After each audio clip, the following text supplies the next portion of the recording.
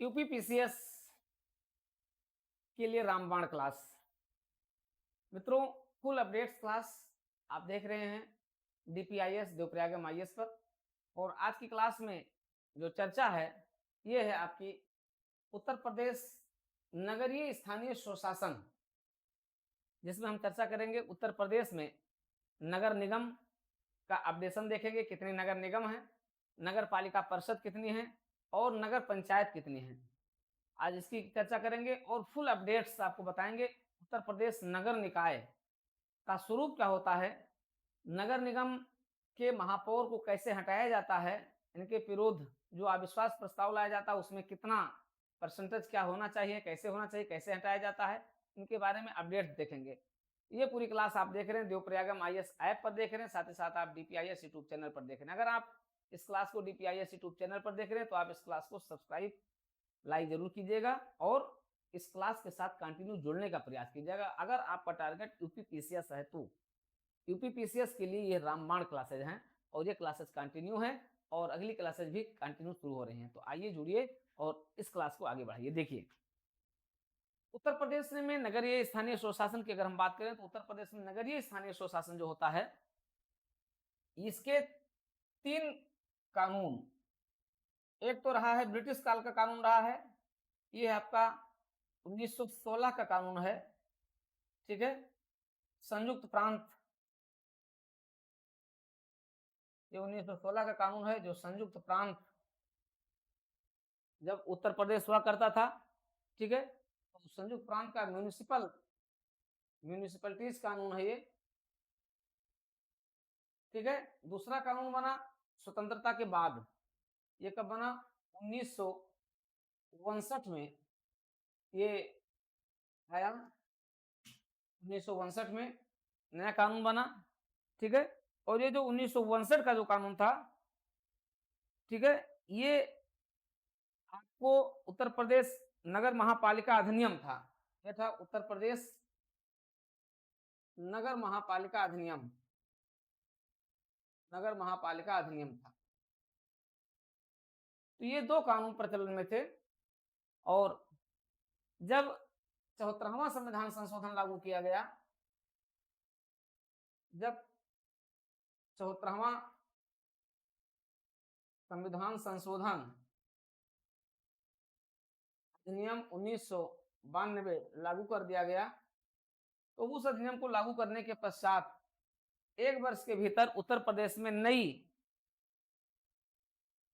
में नगरीय स्थानीय स्वशासन की एक नई जो है अधिनियम लागू किया जाना अनिवार्य था। और उसी को देखते हुए उसमें उत्तर प्रदेश में तत्कालीन जो सरकार थी और माननीय मुख्यमंत्री मुलायम सिंह यादव जी थे, उन्हीं के शासनकाल में एक नया नगरीय स्थानीय स्वशासन संशोधन अधिनियम 1994 लागू किया गया। और उसी के तहत उत्तर प्रदेश में क्या किया गया, संयुक्त प्रांत म्यूनिसिपैलिटीज एक्ट था, इसको एक तरीके से रद्द कर दिया गया और 1959 का उत्तर प्रदेश नगर महापालिका अधिनियम था, उसको संशोधित करते हुए और इसके अनुरूप क्या किया गया, इसके अनुरूप एक नया कानून लाया गया, एक नया संशोधित कानून लाया गया, ठीक है। ये है आपका उत्तर प्रदेश नगर स्वायत्त शासन विधि संशोधन अधिनियम 1994, ठीक है। उत्तर प्रदेश नगर स्वायत्त शासन ये लाया गया, आपका नया कानून लाया गया, उत्तर प्रदेश नगर स्वायत्त शासन, उत्तर प्रदेश नगर स्वायत्त शासन संशोधन अधिनियम, ठीक है।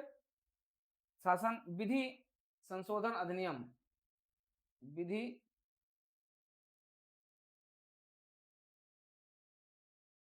संशोधन अधिनियम 1994 लाया गया। और ये संशोधन अधिनियम जो 1994 लाया गया, ठीक है, ये संशोधन अधिनियम लागू कर दिया गया, ठीक है, 1994 से लागू कर दिया गया। यद्यप 1995 में इसके तहत पहला चुनाव होता है, ठीक है। तो हम देखते हैं 1 मई 1994 को ये लागू कब होता है?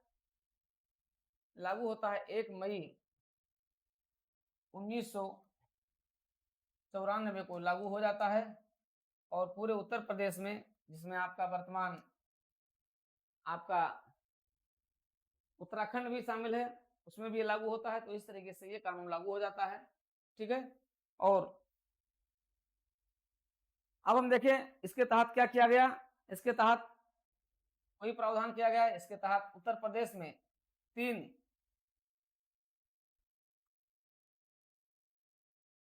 निकाय, शहरी स्थानीय स्वशासन के निकाय लाए गए। एक तो लाया गया नगर निगम का गठन किया गया, दूसरे जो नगर पालिका परिषद, नगर पालिका परिषद का गठन किया गया, और तीसरा आपका नगर पंचायत का गठन किया गया, ठीक है, नगर पंचायत। तो ये 3 निकाय गठित किए गए और समय समय पर लाए गए संशोधनों के आधार पर ये संचालित किए जा रहे हैं।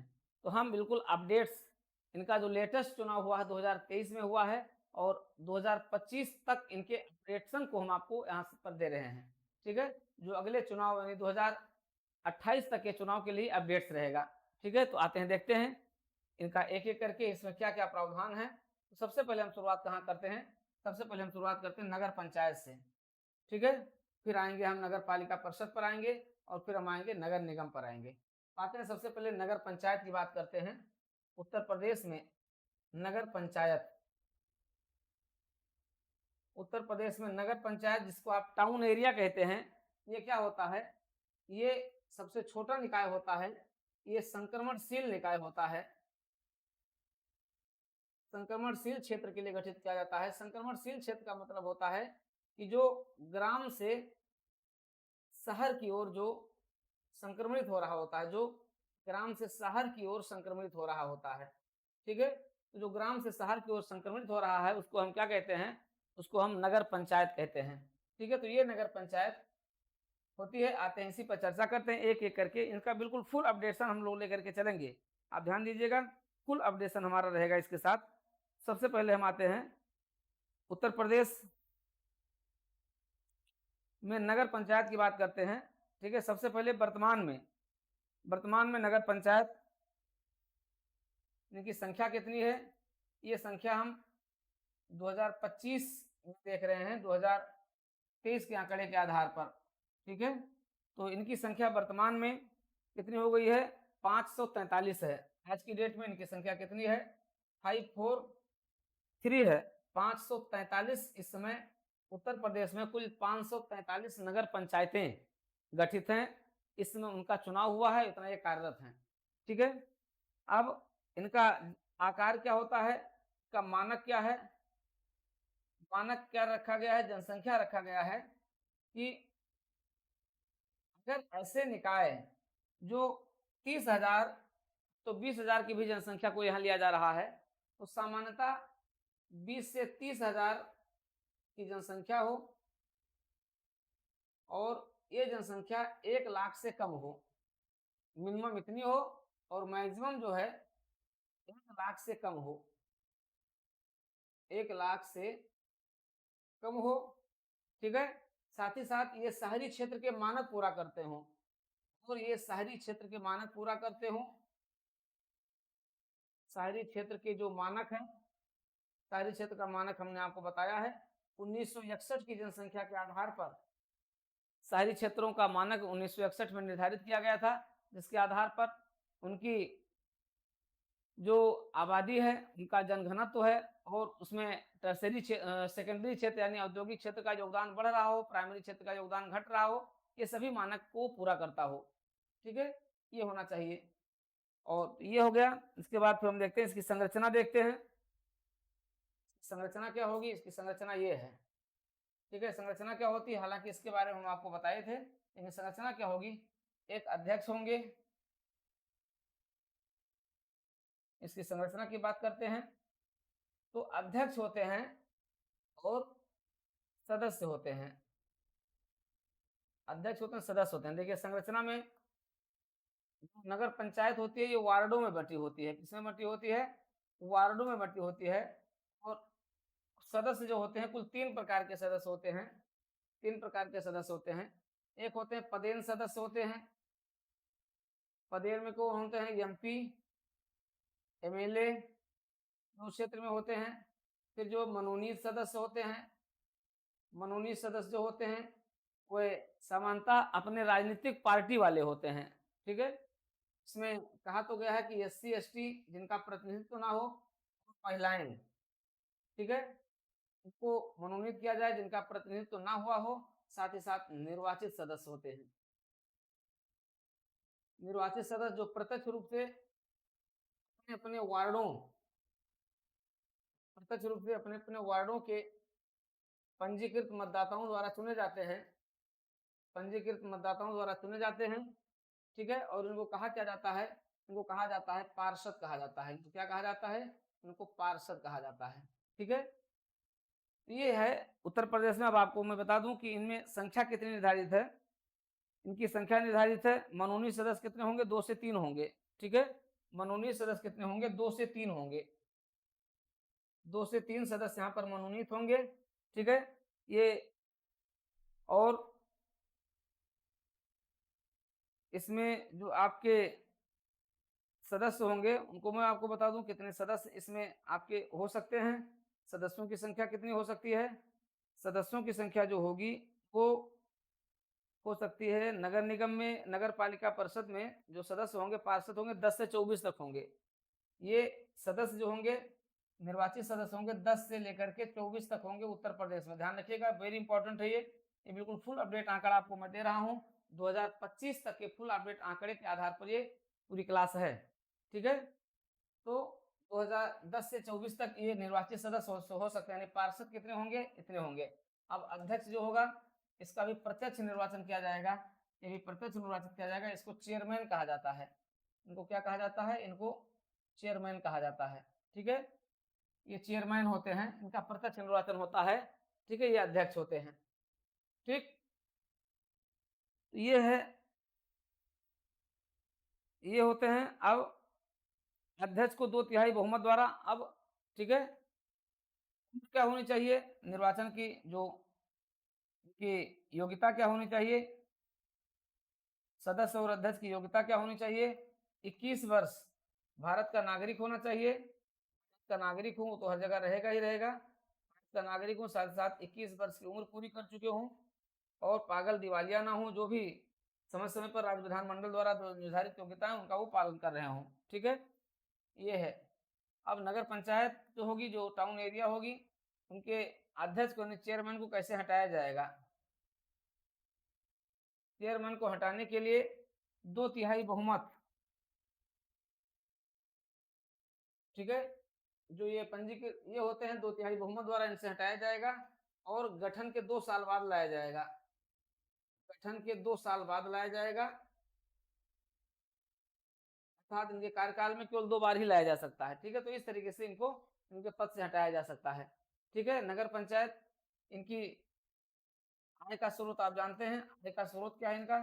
आय का स्रोत इनके हैं जो राज्य सरकार से अनुदान प्राप्त होता है, राज्य से अनुदान प्राप्त होता है, ये है मुख्य स्रोत है।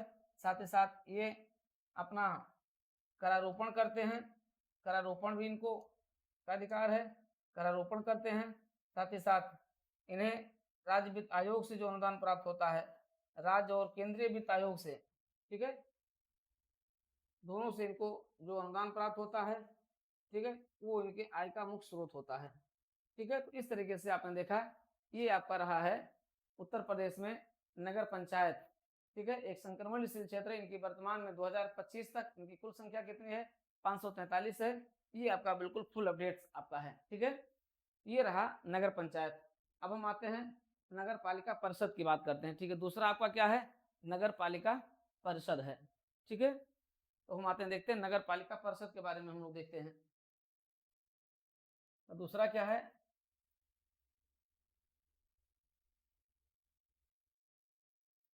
नगर पालिका परिषद।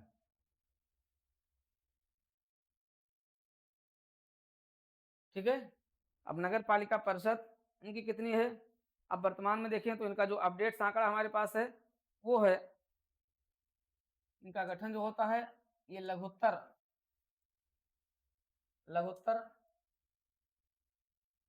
नगरीय क्षेत्र के लिए होता है। और वर्तमान में यानी 2023 में जब इनका चुनाव हुआ था तो 2023 के चुनाव के आधार पर अगर हम 2025 में देखें तो इनकी कुल संख्या कितनी है, वर्तमान में कुल संख्या इनकी 200 नगर पंचायतें हैं। पूरे उत्तर प्रदेश भर में 200 नगर पंचायतें हैं। ठीक है, अब हम देखते हैं इनकी जनसंख्या का मानक क्या है। इनके गठन का मानक 2023 में बदल दिया गया है। ठीक है, 2023 में इसमें बदलाव किया गया है और लेटेस्ट जो आपके पास है वो ये है कि अब ये 1 लाख से लेकर के 3 लाख तक, 1 लाख से लेकर के 3 लाख तक नगर पंचायतें गठित, 1 लाख ये होंगी, 2 से 3 लाख ये जो बृहत्तर क्षेत्रों के लिए होंगी। तो अब इनका जो मानक होगा 1 लाख से लेकर के 3 लाख तक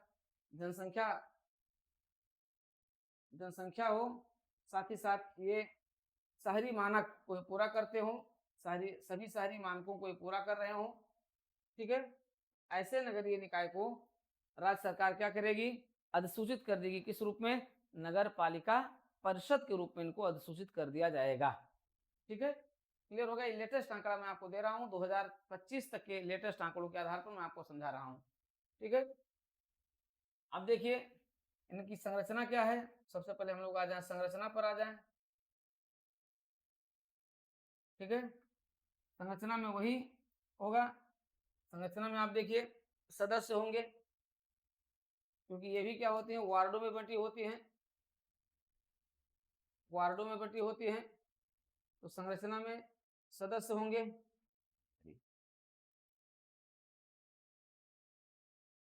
सबसे पहले हम देखते हैं इनके सदस्य क्या क्या हैं। तो सदस्य इनके क्या क्या हैं, इनके सदस्य अध्यक्ष हैं। चलिए, सदस्य इनके कौन कौन होंगे, निर्वाचित सदस्य होंगे, निर्वाचित होंगे, मनोनीत होंगे और पदेन सदस्य होंगे। निर्वाचित कौन होंगे, प्रत्येक वार्ड के पंजीकृत मतदाताओं द्वारा इनका निर्वाचन किया जाएगा। प्रत्येक वार्ड पर जो पंजीकृत मतदाता हैं, ठीक है, पंजीकृत मतदाता द्वारा प्रत्यक्ष रूप से इनका निर्वाचन किया जाएगा। ये सदस्य होंगे, इनको पार्षद कहा जाएगा। नाम क्या होगा इनका, पार्षद होगा। ठीक है, पहले इनका नाम सभासद होता था, लेकिन अब सभासद के नाम की जगह पर इनका आधिकारिक नाम पार्षद कर दिया गया है। ठीक है, मनोनीत सदस्य होंगे, ये जो है CST होंगे या फिर महिलाएं होंगी। ठीक है, या फिर तो कहने के लिए, लेकिन सामान्यतः इसमें पार्टी के जो कार्यकर्ता लोग होते हैं उन्हीं को इसमें मनोनीत कर दिया जाता है। मनोनीत किया जाता है उनको भी पार्षद कहा जाता है, उनको मनोनीत पार्षद कहा जाता है। हालांकि उनको मतदान का अधिकार नहीं होता है।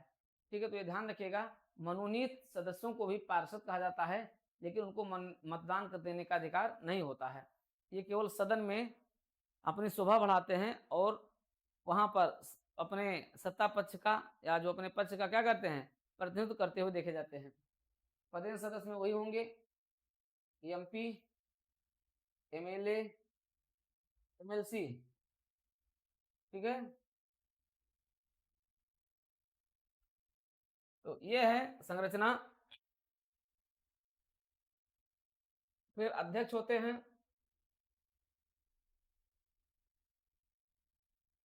अध्यक्ष जो होते हैं ये कौन होते हैं, ये भी प्रत्यक्ष निर्वाचित किए जाते हैं और इनको अध्यक्ष ही कहा जाता है, इनको अध्यक्ष ही कहा जाता है, प्रत्यक्ष निर्वाचित होते हैं। ठीक है, उम्र कोई 21 वर्ष से अधिक, 21 वर्ष से अधिक होनी चाहिए और पूरे नगर पालिका परिषद के पंजीकृत मतदाताओं द्वारा प्रत्यक्ष रूप से इनको निर्वाचित किया जाता है। ठीक है, इसको अध्यक्ष ही कहा जाता है और वहां पर आपको चेयरमैन कहा जाता था, मैंने आपको बताया था।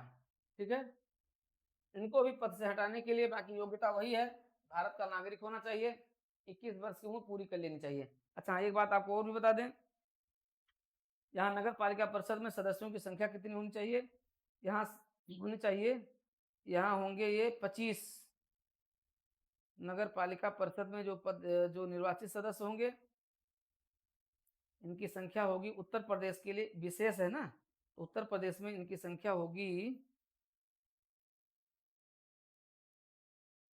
60 से लेकर नहीं 25 से लेकर 55 तक होंगे।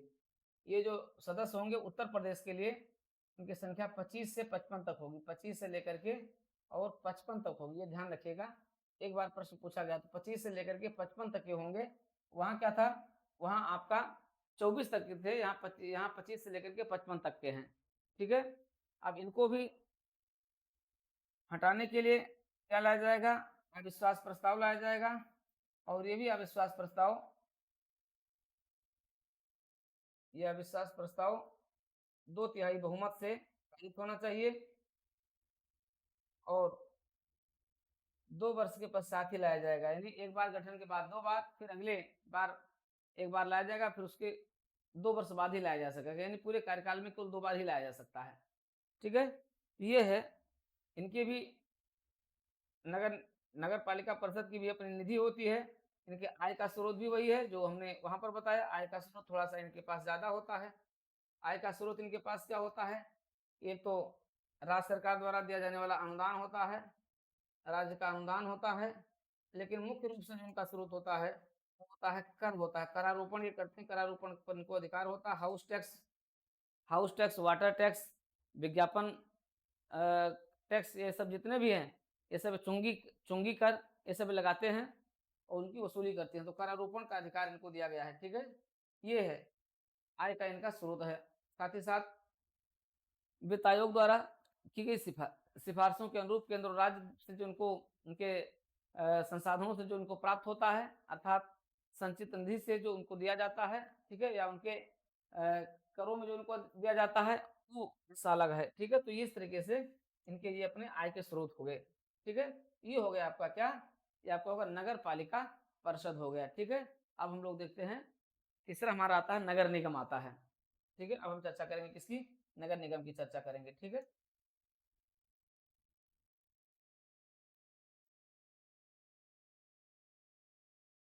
नगर निगम ये आप जानते हैं सर्वोच्च निकाय होता है। नगर निगम जो होता है ये बृहत्तर बृहत्तर जो नगरीय निकाय हैं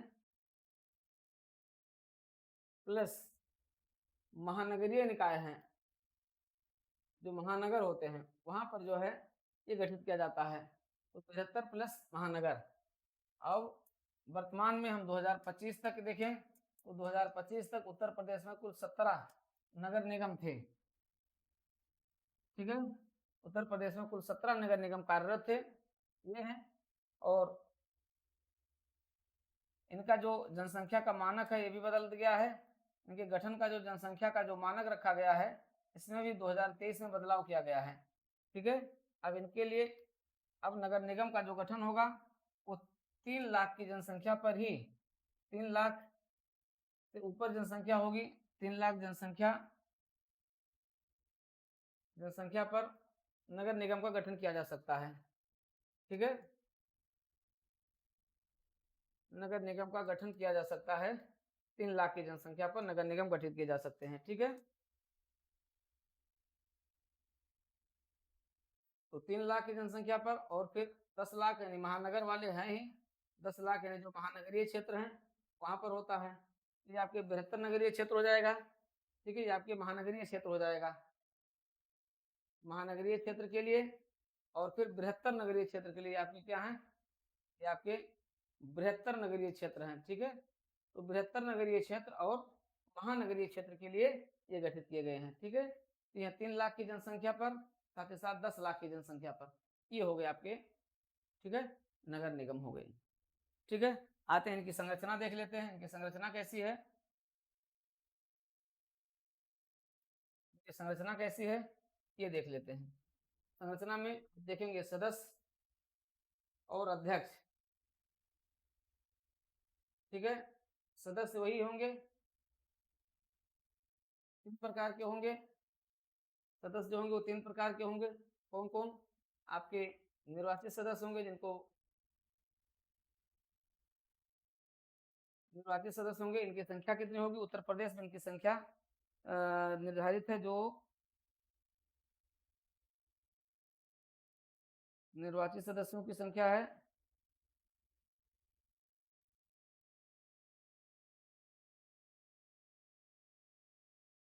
ये है 25 से 55 हो गए। नगर पंचायत परिषद इसमें को 60 से 110, नगर निगम में हो गए, नगर पालिका में 25 से 55 हो गए, 60 से 110, इनकी संख्या कितनी होगी? 60 से लेकर 110 तक होगी। ये उत्तर प्रदेश, ये है उत्तर प्रदेश नगरीय स्वायत्त शासन अधिनियम 1994 के आधार पर इनकी संख्या जो निर्धारित की गई वही है। ठीक है, तो 60 से 110 तक सदस्य होंगे, ये पार्षद होंगे, क्या कहा जाएगा? इनको पार्षद कहा जाएगा। ठीक है, ये होते हैं। फिर आपके मनोनीत सदस्य होते हैं, आपके पदेन सदस्य होते हैं। ठीक है, मनोनीत सदस्य और पदेन सदस्य ये आपके होंगे। ठीक है, क्लियर है। अध्यक्ष जो होगा सब प्रत्यक्ष निर्वाचित किए जाएंगे। अध्यक्ष जो होगा इसको महापौर कहते हैं। अध्यक्ष को क्या कहते हैं? अध्यक्ष को महापौर कहते हैं। ठीक है, जो महापौर होंगे ये भी प्रत्यक्ष निर्वाचित किए जाएंगे, महापौर भी प्रत्यक्ष निर्वाचित किए जाएंगे। और ये आप जानते हैं कि महापौर, ये जो नगर पालिका परिषद, नगर पंचायत और आपके नगर निगम के जो अध्यक्ष यानी जो महापौर होते हैं, तीनों ये अपने अपने नगर के प्रथम व्यक्ति कहे जाते हैं। ये अपने अपने नगरीय क्षेत्र के प्रथम व्यक्ति कहे जाते हैं और इनको अपने नगरीय क्षेत्र में पर्याप्त अधिकार दिया गया होता है। ठीक है, यद्यपि नगर निगम का जो महापौर होता है वो सजावटी व्यक्ति अधिक होता है और नगर क्षेत्र का वो प्रथम व्यक्ति होता है, प्रथम नागरिक होता है। ठीक है, और इस रूप में सभी प्रकार के आने वाले वीवीआईपीज की वो अपनी यहाँ मेजबानी और अगवानी भी करता है। ठीक है, इस रूप में इसको एक बड़ी भूमिका दी गई है और एक तरीके से प्रोटोकॉल संबंधी एक बड़ी भूमिका के रूप में देखा और जाना जाता है। ठीक है, तो अध्यक्ष होता है महापौर, प्रत्यक्ष रूप से निर्वाचित किया जाता है अपने पूरे नगर निगम क्षेत्र की जन के जो है पंजीकृत मतदाताओं द्वारा। वही है, इसके लिए भी भारत का नागरिक होना चाहिए, 21 वर्ष की उम्र पूरी कर लेना चाहिए। ठीक है, साथ ही साथ समय समय पर राज्य विधानमंडल द्वारा बनाए गए अर्हताओं को धारण करना चाहिए, जो अर्हताएं नगर जो उसके द्वारा बनाई जाती हैं। ठीक है, अब देखिए इनको हटाने की जो विधि है, हटाने के लिए, पद से हटाने के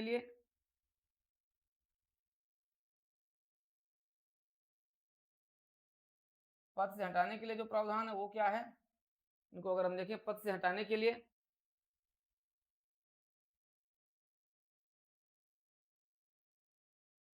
ये 2/3 बहुमत से 14 दिन पूर्व नोटिस दिया जाएगा और 2/3 बहुमत से 2/3 बहुमत से इनको हटाया जाएगा।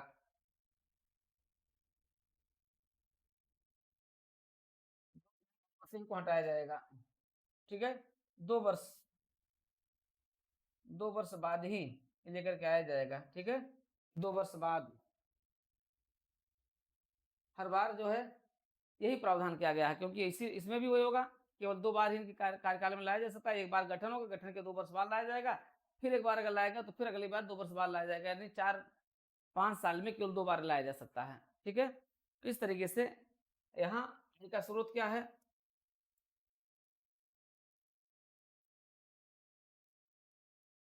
देखिए, अगर वो महानगर है तो जानते हैं कि महानगर में जो कि अपने कर होते हैं। ठीक है, जो करारोपण होता है इनका, ये आय का सबसे बड़ा स्रोत होता है, करारोपण। और ढेर सारे देखते हैं कि हाउस टैक्स इनका हो गया, इनका वाटर टैक्स हो गया, इनका जो है आपका विज्ञापन कर हो गया, और ढेर सारे इनके इंटरटेनमेंट टैक्स हो गए, जितने भी हैं ढेर सारे टैक्स इनके होते हैं, चुंगी कर, ढेर सारे टैक्स होते हैं। तो इनके करारोपण का ये बहुत बड़ा स्रोत होता है, सबसे बड़ा इनका जो है अगर स्रोत देखें तो इनके आय का सबसे बड़ा स्रोत क्या होता है? इनके स्वयं के अपने टैक्सेशन होते हैं। ठीक है, इनके स्वयं के अपने जो टैक्स होते हैं ये इनके करारोपण के सबसे बड़े स्रोत होते हैं। इसके अलावा करारोपण के अलावा फिर इनका जो होता है वही राज्य सरकार द्वारा जो इनको समय समय पर अनुदान दिया जाता है, जो अनुदान होता है वो होता है। और फिर जो है आपके वित्त आयोग द्वारा जो इनको अनुशंसाएं की जाती हैं वो होता है। तो इस तरीके से ये हैं आपके नगर निगम हो गए उत्तर प्रदेश में लेटेस्ट के साथ वर्तमान में नगर निगम की संख्या कितनी है? कुल 17 नगर निगम है। एक बार हम आपको नगर निगमों की सूची दे दें, वैसे हम आपको पीडीएफ में भी देंगे। आपको बता दे रहे हैं नगर निगम कितने हैं। एक है आपका आगरा हो गया, आगरा है, लखनऊ, कानपुर, वाराणसी, प्रयागराज, मेरठ, गाजियाबाद, गोरखपुर, अयोध्या, अलीगढ़, बरेली, झांसी, मुरादाबाद, सहारनपुर, फिरोजाबाद, मथुरा, वृंदावन और शाहजहांपुर। शाहजहांपुर इनका लेटेस्ट है, सबसे लेटेस्ट अभी जो नगर निगम है वो 17वां नगर निगम क्या है?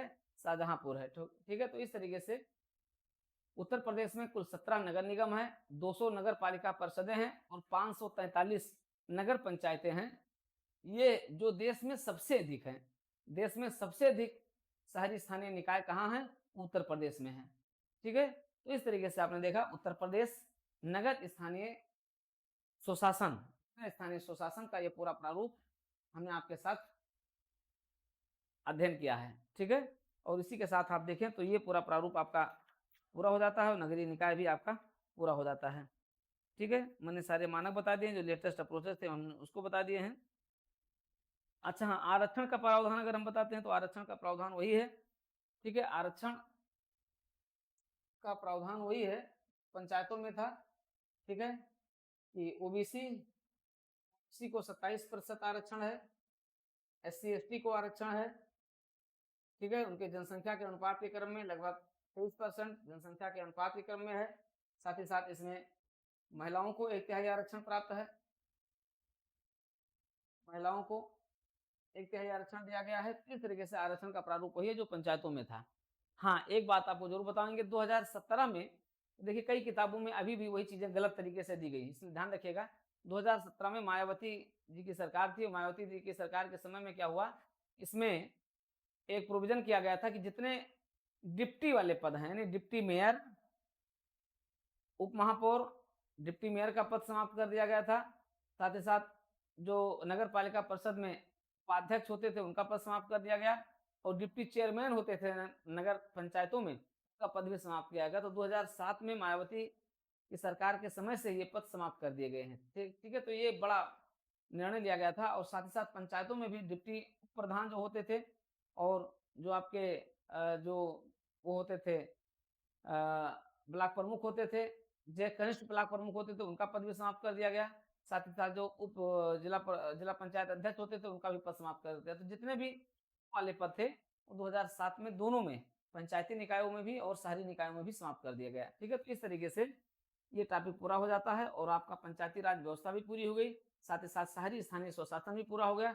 और हमने इस पूरी क्लास को हमने अलग अलग तरीके से आपको बता दिया है, और फुल अपडेट्स होने के साथ साथ बता आज तक का जो अपडेशन है वो हमने आपके साथ चर्चा करके दे दिया है। ठीक है, हाँ, किताबों को अगर पढ़िएगा तो किताबों में गलतियां दी हैं उनको थोड़ा सा ध्यान रखिएगा। ठीक है, चलिए, तो आज की क्लास यहीं तक पूरी होती है और ये आपका पूरा होता है। अब इसमें हम लोग तेजी से आगे बढ़ेंगे, बहुत ज़्यादा क्लासेज नहीं रहेगी, क्लासेज अब हम आपको जल्दी से जल्दी पूरा करते हैं।